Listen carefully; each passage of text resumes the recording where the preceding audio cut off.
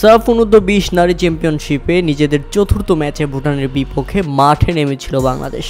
তবে এদিনও ভুটানের জালে 3 গোল, জয় যাত্রা চলছেই বাঘিনীদের।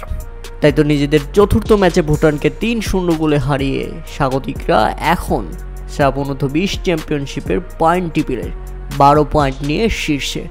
সমান ম্যাচে 9 পয়েন্ট নিয়ে দ্বিতীয় অবস্থানে আছেন নেপাল।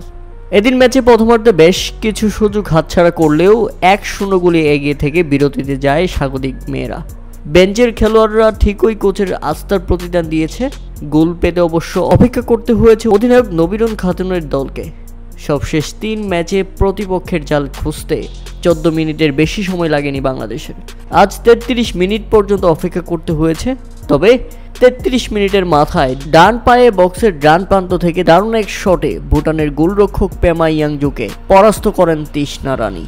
শুধু এখানেই থেমে থাকেননি তৃষ্ণা রানী, এরপর ম্যাচের 66তম মিনিটে আরও একটি গোল আদায় করে নেন দারুণ একটি শটে। সেই দিকে 75তম মিনিটে স্বপ্ন রানী গোল করলে 3-0 গোলে এগিয়ে ম্যাচ শেষ করে বাংলাদেশ। সবচেয়ে বড় খবর হচ্ছে আমার সেকেন্ডারি চ্যানেল স্ট্রাইক রেট বিক্রি হবে। যারা ক্রিকেট নিউজ নিয়ে কাজ করতে চান তারা অবশ্যই ডিসক্রিপশন বক্সে থাকা হোয়াটসঅ্যাপে নক করুন।